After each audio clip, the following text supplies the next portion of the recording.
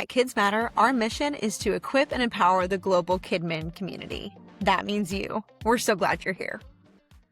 I am Hannah Augustine, and we're excited to have you. Today's going to be great because Scott and Amy are actually giving you a sneak peek of their conference breakout. So if you don't have your conference tickets yet, you need to come. They're going to be there. They're running a booth. They actually have like famous socks, like the Planning Center socks are becoming super famous, and they have them every year at conference. So you need to come and just learn about the socks. It's going to be great.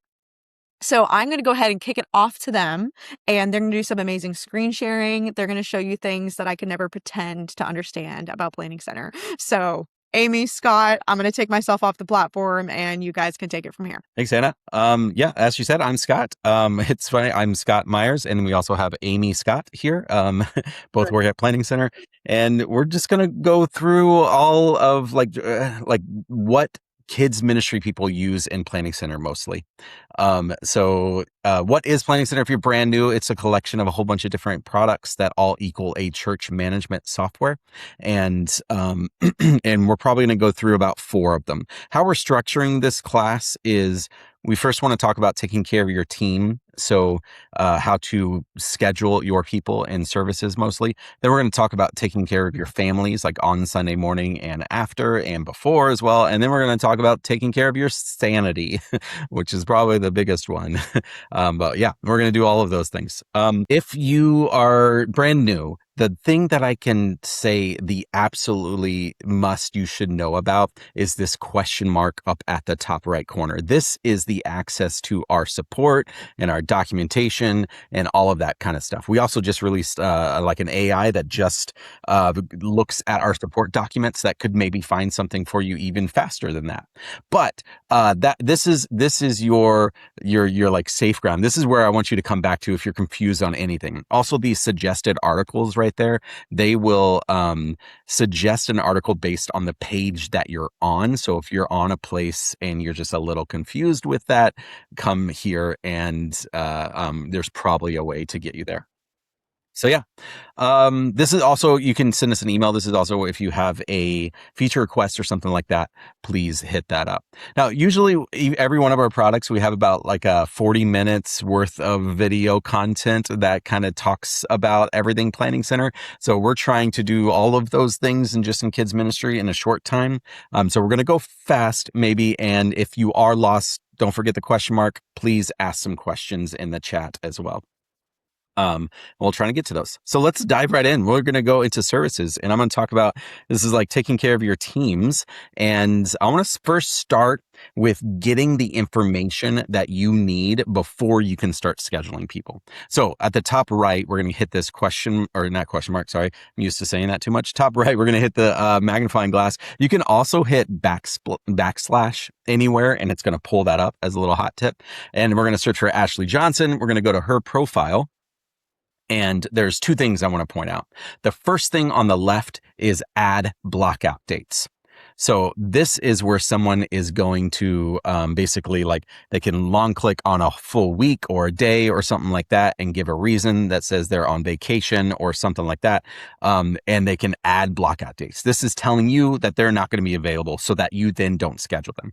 So we're going to head and get cancel there. And then on preferences is the other thing.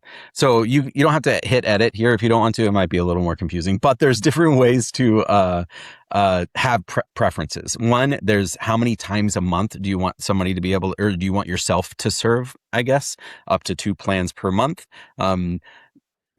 Children's ministry especially has the tendency to find someone who's fantastic and then like use them as much as possible. So if you feel someone's getting stretched a little too thin, encourage them to do this, and we'll suggest that as you go to schedule them too. The other 2 are preferences to serve with or to not serve with. So in this example, when the daughter is serving Ashley, I want to make sure that when the daughter Lisa is serving, I want to make sure that Ashley also serves. But also if the husband Marshall is serving, I don't want to serve. That's not because we don't like Marshall. That's because someone has to look after the kids. That's the idea there. So those 2 things are what's happening. Now, I want to, if you click on people, I know the question you're asking is, okay, cool, they can fill that out, But how do they know to fill that out? They don't just go thinking about it when they plan a vacation. That is 100% true. So one of the features I want to point out here with that is that there's an email icon. Now, when you're in People, you're probably filtered down to the teams that you're a part of. So you can just hit this email icon and then you can start writing. But yeah, there's the teams there. But what I want to point out is when you hit the email icon, we have templates. So if you hit the template up at the top and go to block out a request, then you can go to the bottom. And what this is going to do, like what I would usually suggest is it says at the top, it's like, hey, I'm getting ready to schedule something in the next quarter. And every quarter you say, hey, in the next quarter, can you tell me what vacation and scheduling preferences you have? Yeah. And then that you could put dates, whatever. And then they have these big old buttons at the bottom that says, I have blockout dates or I have no blockout dates, just to let you know. That's the best way to pull things out of People when you need to do that. Okay. So that's one side of it, getting the information from People. Now let's talk about how to use Planning Center services generally when you're going to schedule people. So I'm going to go to Plans, and we have a service type here called Elementary. By the way, we have a lot of service types here. Don't get overwhelmed with that. You'll probably should only just have one just for your whole children's ministry. This is a test account, so there's a lot of stuff that doesn't make sense for everybody. But you generally have one service type called Elementary. And I'm going to hit Add Plans. And there's two things that you have to know to make sure it's really easy to schedule people. One is templates and the other is needed positions. Templates come into play here. So what I'm going to do is I'm going to say my quantity is, let's say 6. I'm going to plan for the next 6 weeks. And I'm going to use the template called Elementary. I'll show you what that does in a second. But if you go ahead and click on that, I think let's pretend that you have like different groups of people that serve like the first and third week or the second and fourth week or something like that. You can have as many templates as you want. So you can have like a week 1 template and a week 2 template, that kind of stuff. But for now, for this example, we're just going to say we have one template called Elementary. So I'm going to go ahead and hit Add 6. It adds all of those 6 people. And not add 6 people. It adds all of those 6 plans and then goes to the next plan that's happening. And there's a bunch of stuff that happened all at the same time. We've got some information on the team, but if you go to order up there at the top, we've also created an order of service that was also saved on the template level. So you've got an order of service here, so you can start plugging away what like songs you want to sing and all that kind of stuff. We also at the far left have files. So like there's service type files there, like the Bible app for kids or an incident report for your teachers that they might need. You can also add curriculum here if you want to add it just for the whole plan itself. But all of that, what I'm talking about, comes with the template. But because I just want to focus on scheduling, we'll go back to teams. Now, there's kind of 4 ways that people schedule people. The first one is with the template. So I have in this template a whole bunch of things happen. I've got a bunch of needed positions, but also Sarah is always the storyteller. It's never somebody else. She's always committed. She's going to be there every week. You don't have to schedule her every week then. Save her to the template and then she'll be ready for large group storyteller. So that's 1. 2, and this is where needed positions comes into play. You've got all these needed positions. You can see that I have like check-in for needed, something like that. So the second way to schedule someone is by clicking on a needed position. And then you can see everybody who's available. And it actually orders those people based on when it's the last time they served. So it should pull the name at the top as if they haven't served in the longest. So it's their turn to serve again. That's the idea there. And this is going to look at all of conflicts. If they're scheduled into a different service type, they're going to look at like scheduling preferences, if they have any blockouts or anything like that. So it looks like one conflict with Scott Myers down there. You can see that little yellow thing and you can see that they are already a leader on this other team. So you shouldn't schedule them. So that's the second way to schedule. The third way to schedule is by, oh, I do want to point out actually too, can you go to second and third grade here for small group? If you have background checks required, it also filters out people who don't have a clear background check. So you can see all of these people have conflicts and you cannot schedule them for that. So the only person here is Ashley Johnson. Okay. Now, the third one I want to describe is auto scheduling. And this is where some magic happens. So there's a fun little magic wand up here at the top, auto schedule. If you click that, you have all of your options of which teams you want to auto schedule. So I'm just going to do the check-in stations. So we'll remove the other three there, hit submit, and then watch the screen on the left. It looks at all the blockout dates and scheduling preferences and then chooses that person who is ready, who is at the top of the list, and auto schedules them. Now, I do want to point out that these people aren't actually scheduled yet. You see there is an email icon on the right side of every person's name, and there's a big yellow sign that says 6 unsent emails. They don't know that they're scheduled yet because you haven't sent them an email. So technically they're not scheduled. The idea here is that you are like moving people around perhaps and trying to figure out where people fit best before you're ready to tell them that this is where you want them to be. So now I said there was 4 ways. The 4th way is the most magical way. And that is with what we call the matrix. So if you scroll up here, there's this matrix, and let me show you that. When you click on that, what it does is it pulls up that specific plan that you have and like however many other plans that you want in the future. And on the left side here, you can see that it has like series art and you can pull up times. If you open up order, just so you know what that looks like, you can see your order of service. So you can even add songs in the matrix and make sure that you're not having the same song playing all the time or anything that you want. So yeah, you can kind of do everything that you want at that point, but we'll hide that because I just want to focus on scheduling.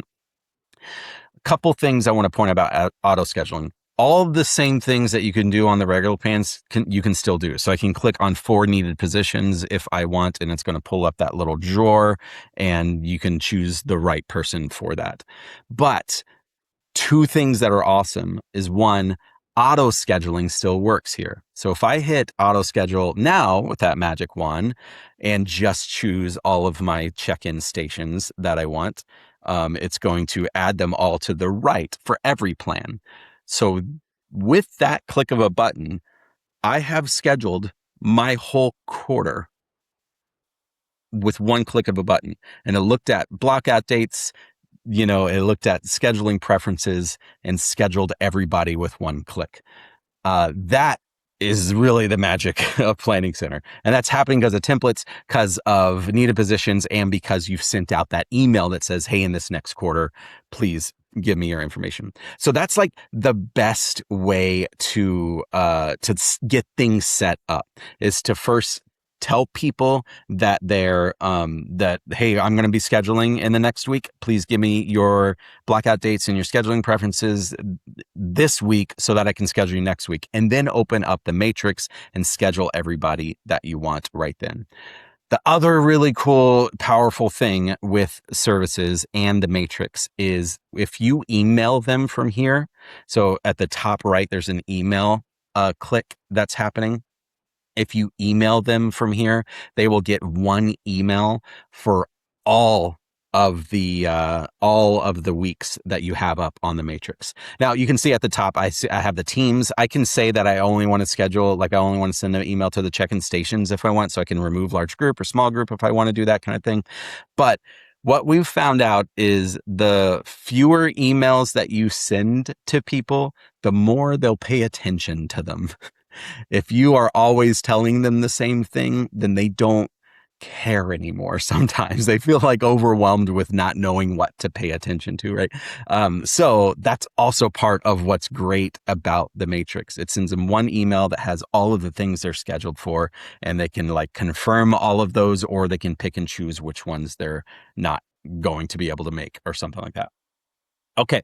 Now I'm just going to talk a little bit here. Let's say, okay, I've sent those out and let's say somebody has declined. What would happen? You can kind of set up how you want this to happen, but what would usually happen is that you as the leader would get an email saying that this person declined, and then it'll show you that list of the next people who are available. So you can just click the next person in that name and it'll go ahead and schedule them, ask them if they accept or decline too.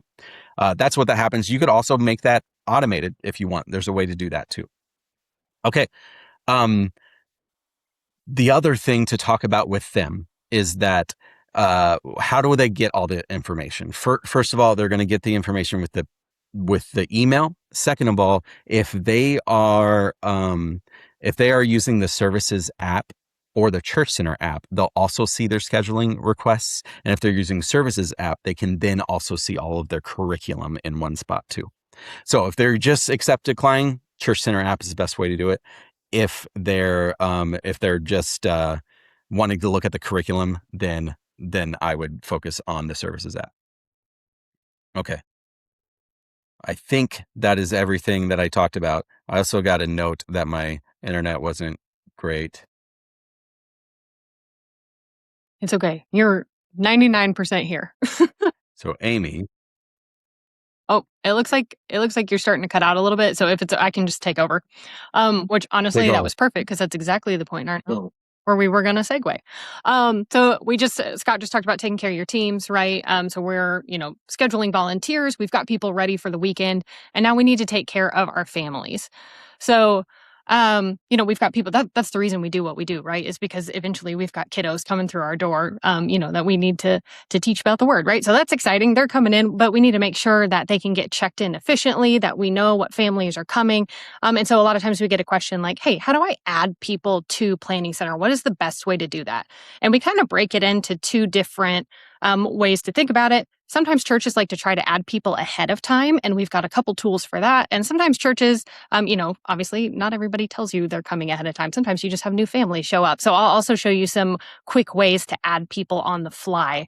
But either way, we've got some tools for you to make sure that you get your families in Planning Center. So I'm going to jump over and actually show you registrations. So this is a way to add people to Planning Center. Let's pull up my VBS event. But it's mostly for things like special events. So think like VBS, Mother's Day Out programs, Awana, church event, childcare, things like that. Probably not your regular weekend, although people sometimes do use it that way depending on the situation and the space they have. This is mostly for special events. So things like VBS. This is a way to... The cool thing about registrations is that it can create new profiles in Planning Center. This is actually a way to add people to your database through a pretty easy registration process, or it can update existing profiles. So it's a good tool for your existing, church family, or, if you got more of an outreach event and you've got, guests coming in, this is a way to make sure that all their data is inside Planning Center in a centralized place. Registration events are more... You can collect more detailed information here. So like if you want to collect payments or like t-shirt sizes, anything like that, liability waivers, like you've got forms you want them to fill out, for things like camp, this is going to be the tool that you want here. So if you go to the configuration tab, you can see there's a ton of stuff I can set up. I can tell you where the event is, what time it's happening. You see all these things in the sidebar here, scholarships, confirmation messages, discounts, all kinds of things. So that's what this tool is for. And this is a great way to get people into your system if you need to know they're coming ahead of time, right? Another way, if you don't quite need this much complexity, like, we just need some basic information from them just so we can kind of get them incorporated into our weekend classrooms. We have another tool called People Forms. So I'm going to jump over to People here and let's go to Forms. And I have kind of like a multi-purpose form here. Again, similar to registrations, the cool thing about forms is that it can both create new profiles and it can update existing profiles. So you can have forms that kind of accomplish multiple jobs. So like, for example, this is a Connect card, which is basically our way to onboard new volunteers, like for people to tell us they're interested in serving. It's a way for new families to tell us that they want to come visit or that they're new. And it's also like a baptism interest form. So we can kind of point everybody to the same form, and it will either create a new profile for them, or it'll update their existing profile and log whatever it is they selected in the form. So that's kind of the cool thing about forms. You can also have different forms for different things. It just depends on how your church wants to do it. There's not a wrong answer. But we have different kinds of fields in the form. So we have something called profile fields. And then down here, we have workflow and basic fields. And these behave a little bit differently is the only reason I call them out. The profile fields actually update the profile, or that's the information used to create the profile of the person filling out the form. So if you're wanting to use this to add families to your database, these are the fields you want to use. These basic fields are just data, it's just information collection. So like if you want to, give them a little text box to explain to you, like why they would like to serve, that's, probably the kind of field you want to use for something like that. But the specific profile field that I always like to point out, especially if you're going to be using a form, like sometimes people on their website will have a little like, hey, let us know you're coming, or plan your visit section, so that people, if they're, looking around ahead of time and they happen to see that form, they could maybe be in your system before they even get to church, which, that's so beneficial. So you can have them use this to create their profile ahead of time. And you can do that with the household member field. So this is something that I have dragged over here just from right here. It's the household member field. And you'll see there's two buttons. They can add an adult or add a child to their household using this field in the form. So not only will the form create their profile, they can also go ahead and make their kiddos' profiles in here. I can also choose what information I want to collect for adults and for children. Sometimes it's a little bit different in different case scenarios. And you can also choose which fields you want to make required, So, hey, if you're going to add kiddos, I do need to know their birthday because I need to know what classroom to put them in. So I can go ahead and make that required here. So that is another great way. Forms is an excellent way to get information from people ahead of time. If they, plan their visit, know they're coming, you can send people there. Now, as we also discussed, sometimes people just show up on the fly. That's probably mostly what happens, right? Is there's a new family and they're like, what do we do? So I've got a couple tools for that as well. Like, how do we add people on a busy Sunday morning when they're coming in your doors? I'm going to stay on the form because there's a cool feature in forms that I also want to show you that's really good for adding people on the fly.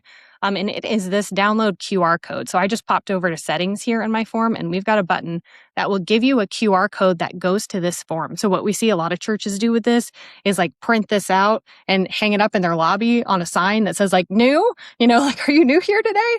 And they can just scan it and they just fill out that form real quick on their phone. And then they are immediately available for check-ins inside our check-ins product, which we'll look at in just a minute. But this is a really easy, quick way if you want people to kind of manage it themselves, if it's easier and faster for them to do it. If you would like to add the families yourself, there is a way to do that right on a check-in station, and that is also super quick. So I'm actually going to show you guys a check-in station. So this is one of our check-in stations, and this is a manned station. We have 3 station types: manned, self, and roster. Manned, as it's named, is meant to be, kind of watched by a volunteer, because you can do a lot of extra things on this. Apart from just checking people in just to like get their name tag, their sticker, you can also add and edit families. So I'm going to show you, if we were going to add somebody new to the station, we would get their name. It's going to search and make sure that they don't exist anywhere else. We don't have a Harold Gouda. Great. So I'm going to hit add person. We can add them to a new or existing household. So like if somebody had a baby, you could go ahead and add them to the household this way very quickly. Or this is a whole new family, we're going to do a new household. And then you can see I've got the information that I need. The order of these things is mostly customizable, so you can choose what information is most important to get and keep it in this top section. But we also have this bottom section that allows you to get more granular information. And you can move those things up and down below that little accordion line so that you can choose what is important for your volunteers to gather in the moment. But you'll see I've got the information I need here. I can collect it really quickly at the station. I can add more family members. For the sake of time, I'm just going to go ahead and create this person to then show you what happens when I save this household, is that we're dropped right into the check-in flow. So the household was created, and now I'm just dropped right in their household, and I can check their name and I can check them in. So yeah, those are the ways to add new family members. There's several ways you can do it inside a planning center, but those are just some ideas of, before service or on the fly. Next, I'm going to show you like kind of what the check-in process looks like. So now we've got people in our database and we need to actually check them in. So we had a little taste of that here, but I'm going to show you what that looks like for most of your families, because this is a manned station, which means this is like where volunteers are checking people in manually. But most people are probably going to check in on a self station, which is where it's meant to be the congregant facing one. This is the one that congregants use. It's a little more locked down. You can't edit your information. It just lets you check in, basically. So I'm going to switch this station type using my station key. It's very safe, as you just saw. Okay, here we go. We're going to go to a self station. And so now I have this keypad here. This is what a self station looks like for our families. They just type in the last 4 digits of their phone number and it pulls up their household instantly. So I'm going to pull up Ashley's household because she's our example. And we're going to search here. And you'll see I've got her household pulled up. I can just tap the kiddos' names. It automatically routed them to the correct location.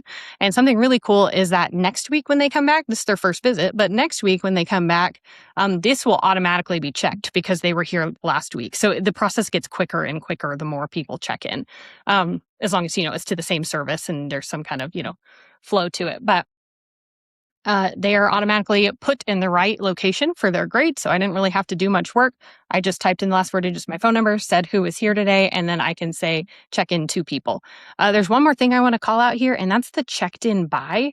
We know with, something like a VBS or an Awana, you usually ask for like, who's the emergency contact? Because typically people are dropping the kiddos off and then they're leaving campus. And so I need to know who is the best person to call in case of an emergency. Weekend service works just a little bit different, as you all are well aware. We need to know who their emergency contact is, but it's really kind of more important that we know who is in the building that is responsible for that kiddo. If mom's not here and I call her, she's not going to be able to come pick them up if there's some kind of an emergency or we need assistance. So what we do is we have a feature called checked in by. And this name changes based on whose phone number was used to check in. So if dad uses his phone number, he's going to be the default here. If mom uses her phone number, she's going to be the default here. If you search by dad's name, he'll be the default. We try to be kind of smart about who we're recommending so that it's mostly right all the time. But also you can pop in here and you can change it. You can also say that there's a trusted adult on the account. So like if you have a grandparent that brings the kiddos to church, you could change this to be grandma or grandpa. They could also use their phone number and it would pull up the kiddos and it would add them as the checked in by. So we try to do some thinking for you to help you know who is in the church building to help with those kiddos. But it's kind of a neat little feature there. I'm going to go ahead and say checked in 2 people and now we're good. They're checked in, their labels are coming out and they are ready to go to class. Hey, One Amy. more thing I want to show you is like, okay, now we've got the record. Oh, yep. There's 2 good questions in chat that before we move on from check-ins. One is when they're training for the like adding people on the station, is that only available when it's live? Oh, that's a good question. Manned stations can be used at any point. So if you're doing some volunteer training, you kind of have 2 options. One is you can use a manned station, and as long as the station is locked to one of your events, you can go ahead and push through even if the event isn't live, and it will let you interact with that station. The other way, if you don't want to fidget with that, or if you want them to have training on a self station or a roster, you can just adjust your service time to be today or add a new time to your event just for the testing section or testing window. It's pretty easy to add a time to your event, especially if it's a weekly event. And then you can test in that window and then just get rid of that time when you're done. It's usually what we recommend. We have seen some people who have like a weekly event and they just always have a testing window on Thursday at 4. It's just like one of their service times. Some people don't love doing that because it does like add it to their event chart as like a part of their event. So I usually recommend deleting it. But we've seen people do that several different ways. So man station always works. Or if you want to test a self station, just add a time for the testing window. Scott, do you have any other recommendations on that? No, that was great. But to move on to the second question is sometimes when you're searching for people and you're seeing their location, there's a no locations available. What does that mean? Good question. Okay, so no locations available typically means we cannot find a location that this child meets the filters for. So that usually means one of 2 things. Either there's a gap in your location filters, like this would be very obvious to see and probably is not the case. But sometimes it happens if you have like nurseries that are like 12 to 18 months and you have like 19 months to 24 months and there's a gap in it. So sometimes it's just that there is no location that child can fit into with the age that they're at the moment. That's less common. The more common scenario is they don't have a birthday or a grade in their account. So if you go, like what I would do is pop open the man station, I would search for that kiddo and I'd hit edit and I would see just real quick at the station, do they have a grade? Do they have a birthday? And 99% of the time, you're just missing one of those pieces of information. So we're not sure. We don't want to just guess and put them in the wrong space. So we'll just tell you like, hey, there is no location that this child meets filters for. So you need to get that information in there. So then going forward, it's just fixed and it won't be a problem moving forward once you collect that piece of information. Yeah. Any other questions?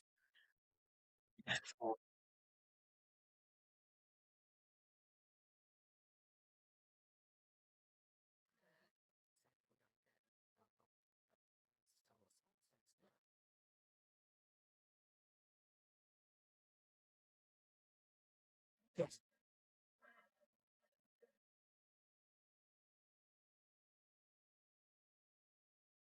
Great question. I would love to show you that. Actually, I can just pop if we're all okay going on a journey for a second. I can just pop over and show you. So right in the people product, because that's where people's profiles are stored. That's where grade is stored. There is a way to do grade promotion with one click, and it is so easy, and I love it so much. If you go to the people tab in people, so people, as I tell people, you go to actions, and then you're going to go to promote grades. You click right there. You choose what grade you want to start at. Some people don't like to promote pre-K, or if you're using, we have some custom grades you can add preschool, like preschool 2, preschool 3, preschool 4. There are some custom grades you can add on. Some people don't like to promote those because they like to do that manually. So you can choose where you want to start promotion if you want to do pre-K or not. And then just hit yes, promote grades, and it will just bump everybody's grade up by 1. And my favorite feature about this is that it is, you can undo it if, you did it and then it also turns out maybe a coworker did it and oops, we did it twice. You can just go undo one of them and it's not a big deal. So it's very low risk and it's super easy and it just bumps everybody up by 1. I will say if you haven't done that in a while, like maybe it's been 3 or 4 years and we didn't know about the promotion feature, totally fine. I would recommend reaching out to support because we have like a system in place to help you get everybody caught up on the right grade because sometimes people think like, oh, I haven't done that in 4 years. And they just go hit the button 4 times. But if somebody was added last week, their grade was correct, right? Because they got added recently. And so then they get bumped up 4 times. And so it always, if you do that, it messes up somebody. So anyway, so we have a plan in place. We can help you. So just reach out to support if you haven't done it in a little bit. We'll talk you through it. But once you kind of get that on track, you just hit that button every year. It's super easy, very low risk, easy to change if 2 people did it on accident. But yeah. Okay. Are we all good?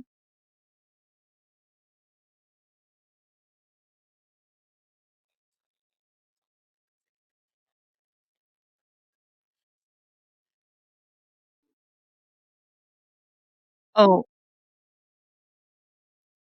also, you have to be a people manager. So it probably is a permissions thing. If you do have access to people and you're not seeing that, just because it does affect everybody in the account, you might need to talk to somebody about hitting that button for you. But there is a way to do it. Perfect.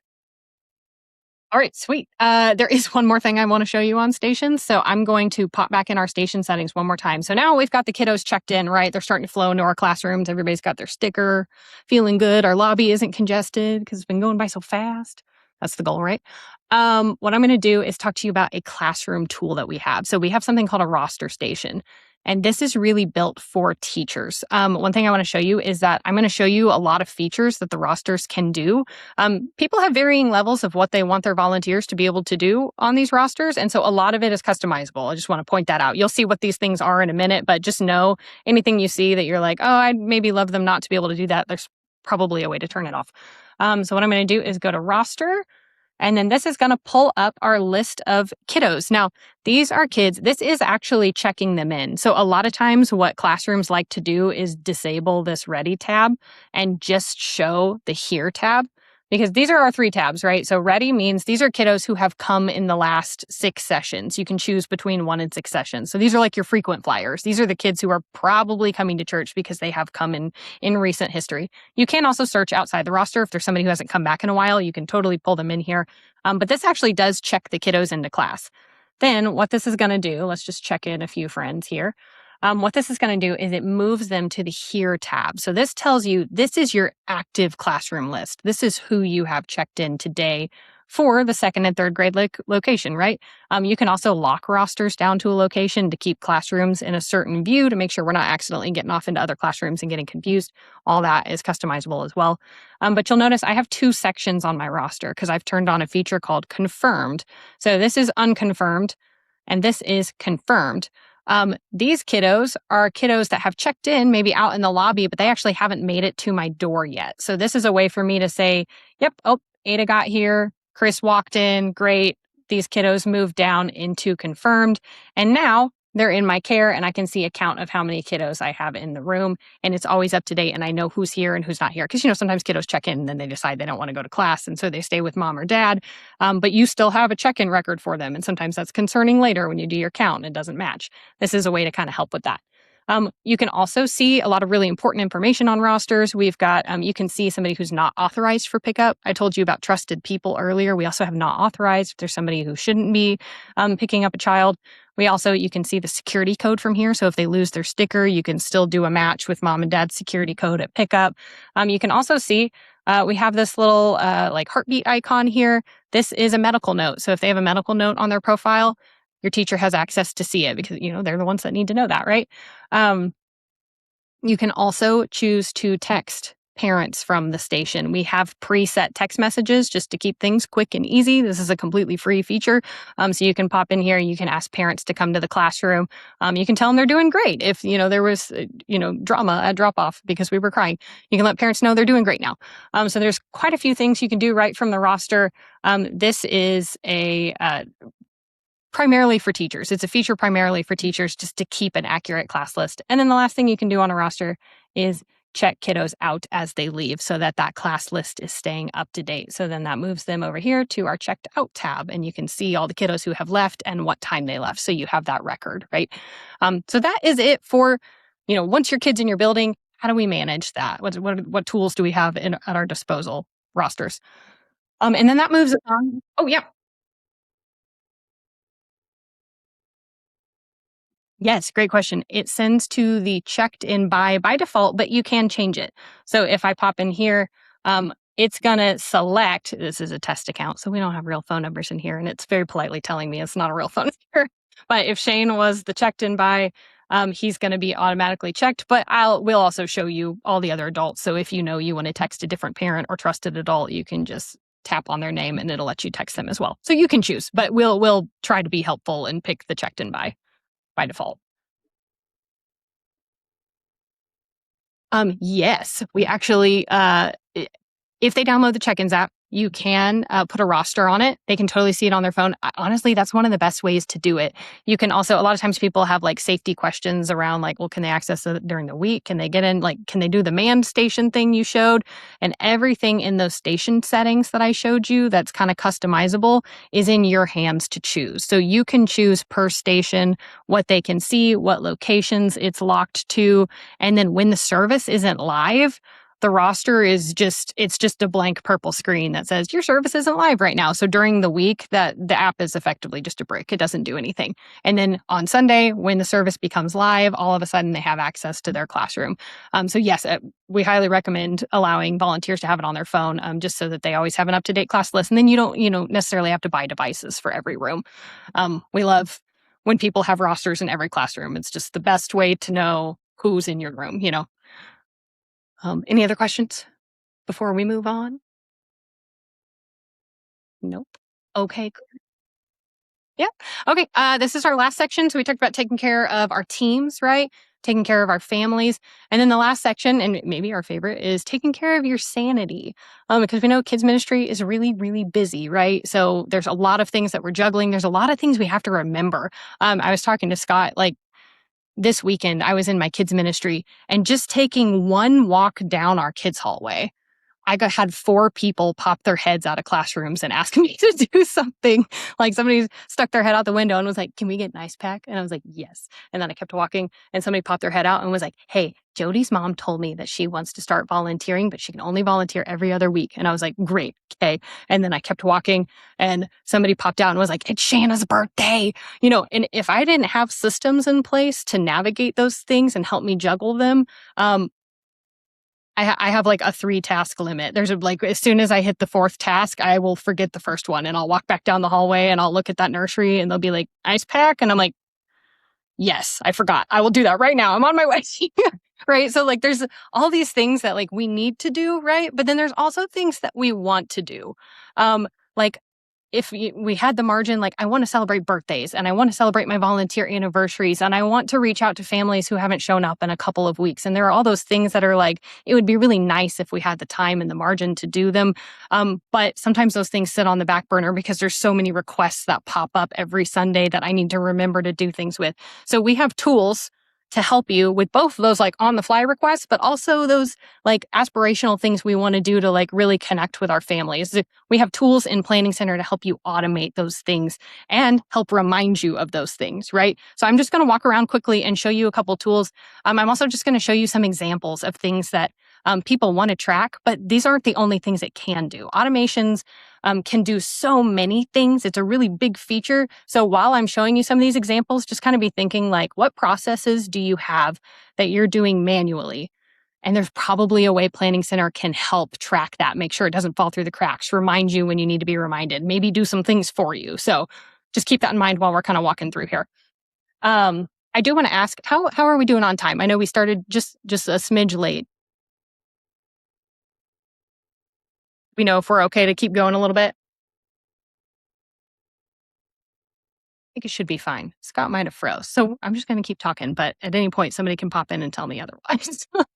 Okay, so I'm in People here. This is the People product. This is the hub of where we do a lot of these automated tasks that I'm telling you about. So you need first of all, you need to know about lists.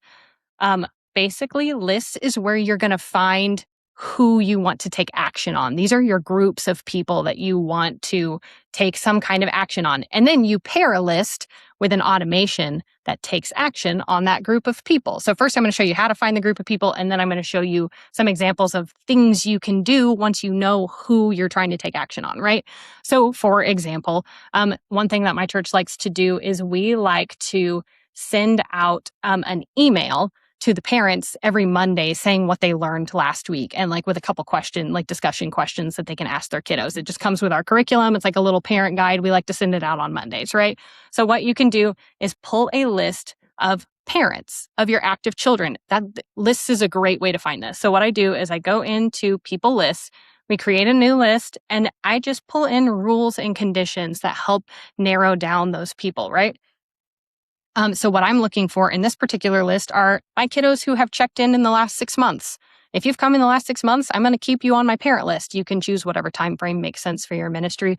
But that it's a very simple rule. This is all it's doing. It's just give me the kiddos who have checked in recently. Now, if I were to just run this list by itself, just like this, it would give me a list of children, right? And we don't typically email the kiddos. Typically, we email the parents. So that's why down here, I like to point out we have this little drop down that lets you choose who you actually want to pull as the results. And in this scenario, I'm having it pull the parents of matches. So my list is actually looking for a group of kiddos, but what it's going to come back with is a list of parents. So then on my results, you'll see I have a list of parents here who have brought their kids to church in the last 6 weeks, right? And these are the people that I want to be sending my curriculum updates to. So what I'm going to do is I'm going to show you guys a setting here. So in the settings, we have an auto refresh setting. This is important because this determines how frequently your list refreshes, right? So you can come in here and you can make this list and you can run it once. It'll give you a group of people, but then that list is going to stay stagnant. So one thing that we always tell people to do with lists is come in here and enable auto refresh, which just means this list every month, every week, every night is going to go out and it's going to find fresh results.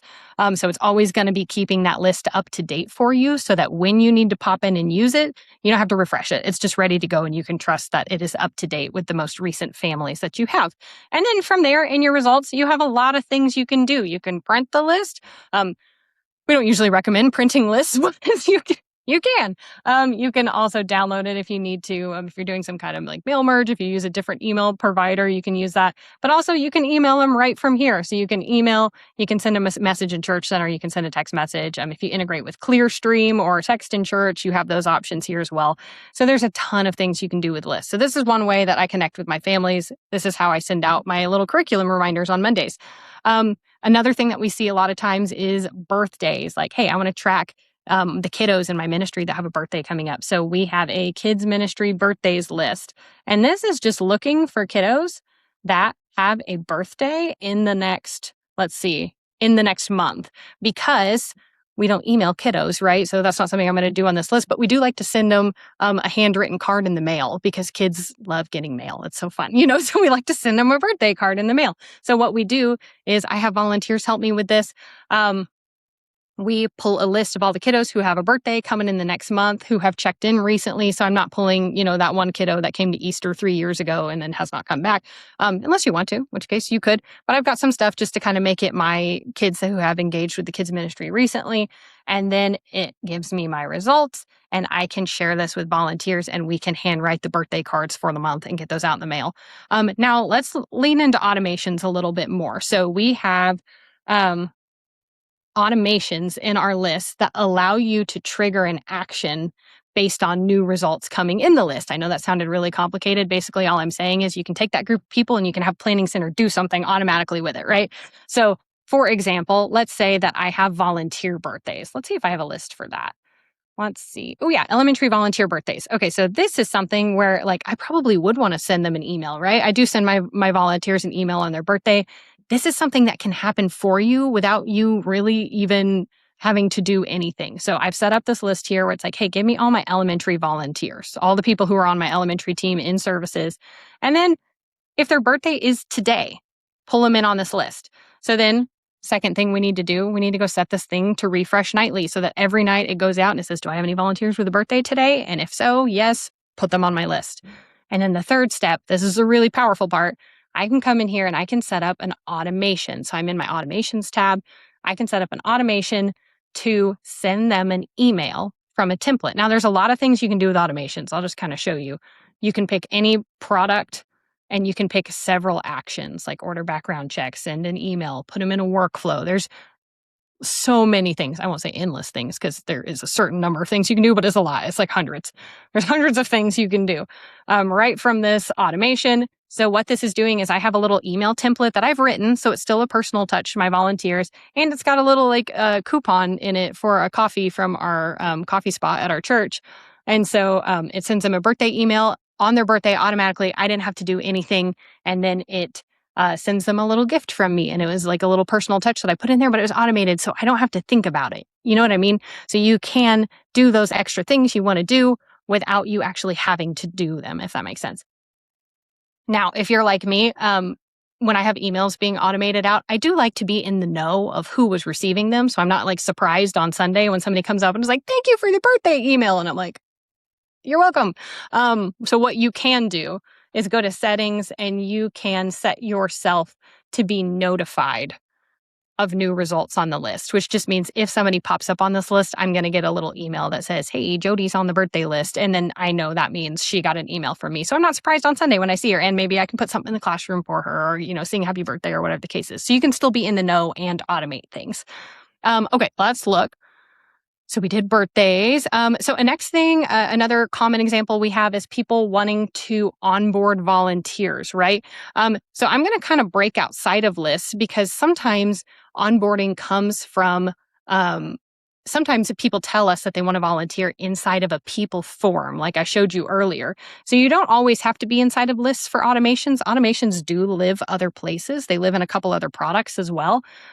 Lists is the main place where you're going to group your people together by common conditions.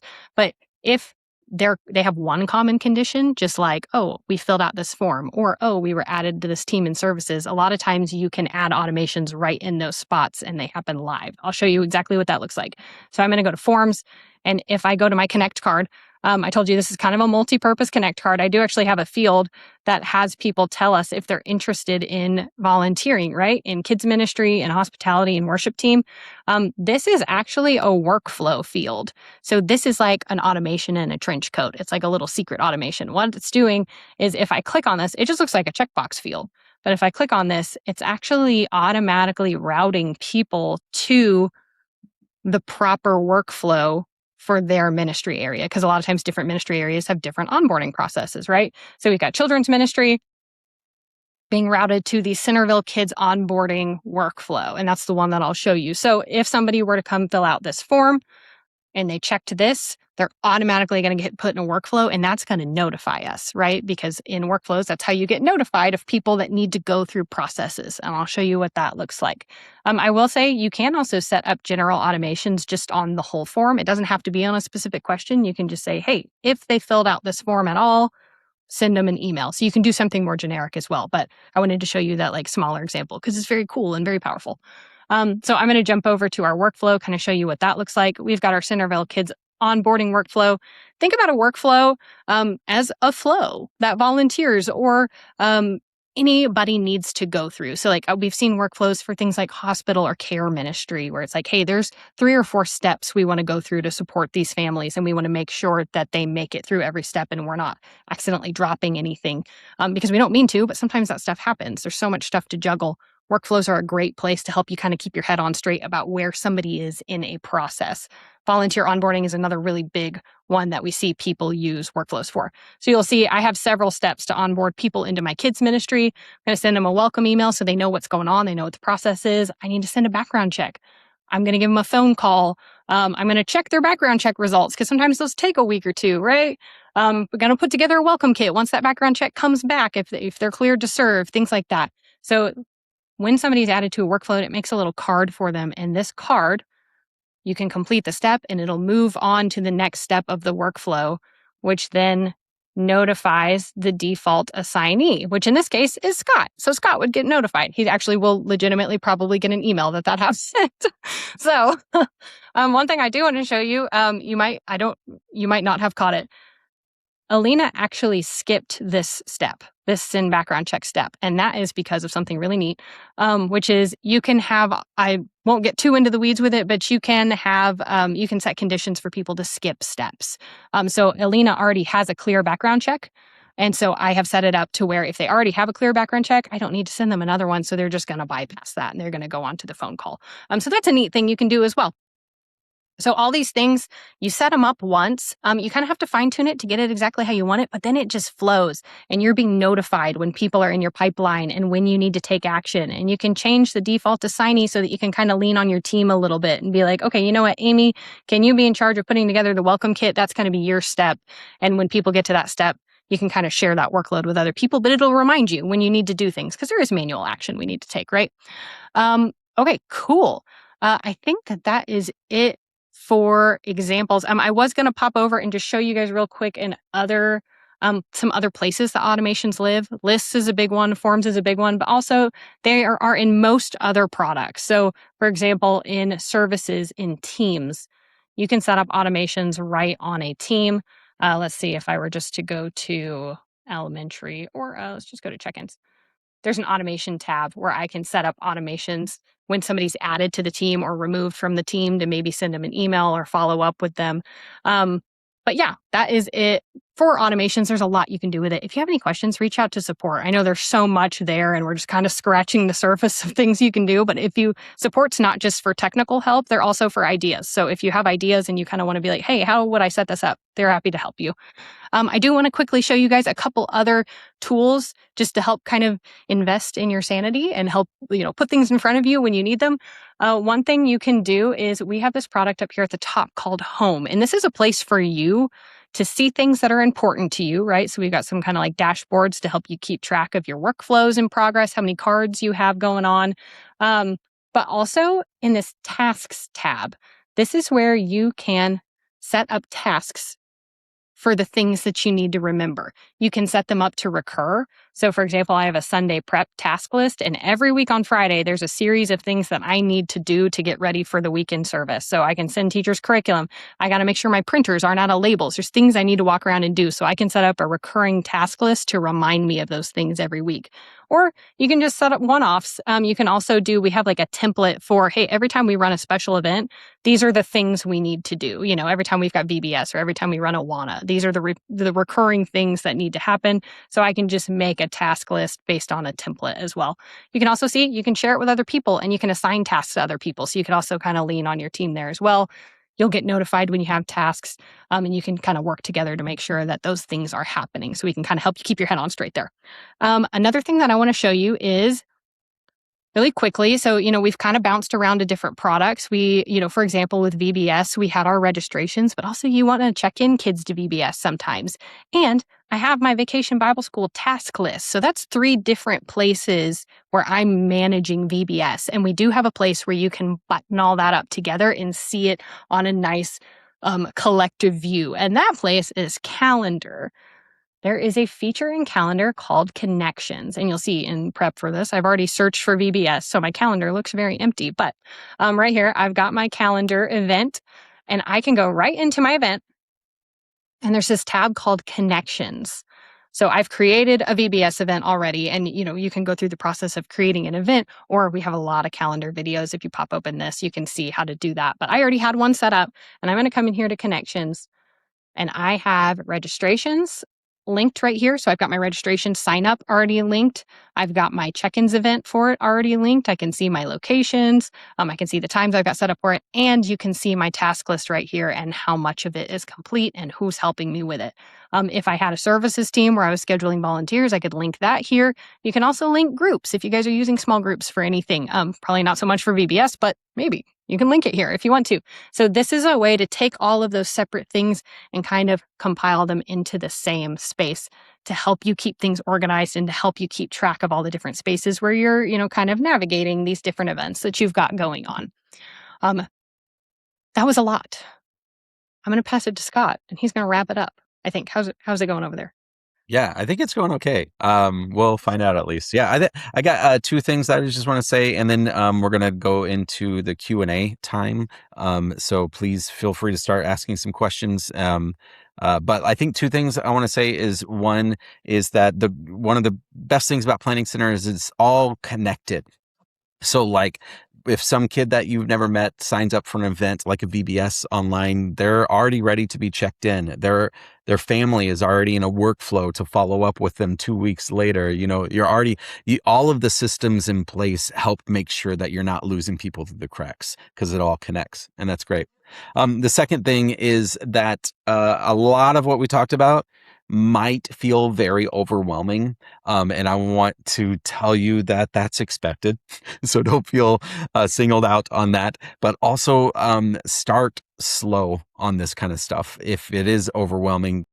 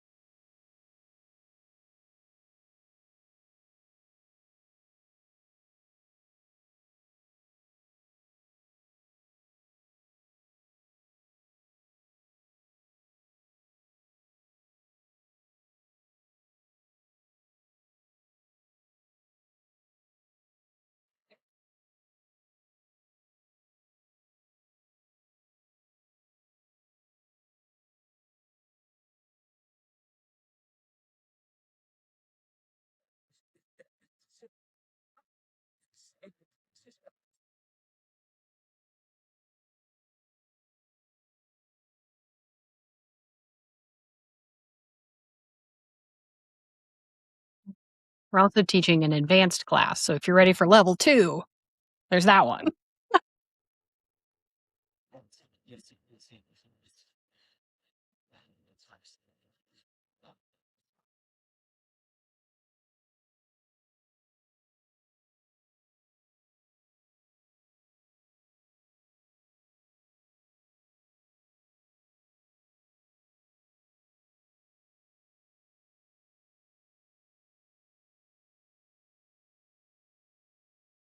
Or there's a link, right? Question mark. So you can go here, and then right here we've got Planning Center for Children's Ministry, and there is a section that is basically everything Scott just went over for the Matrix. I would highly recommend checking that out.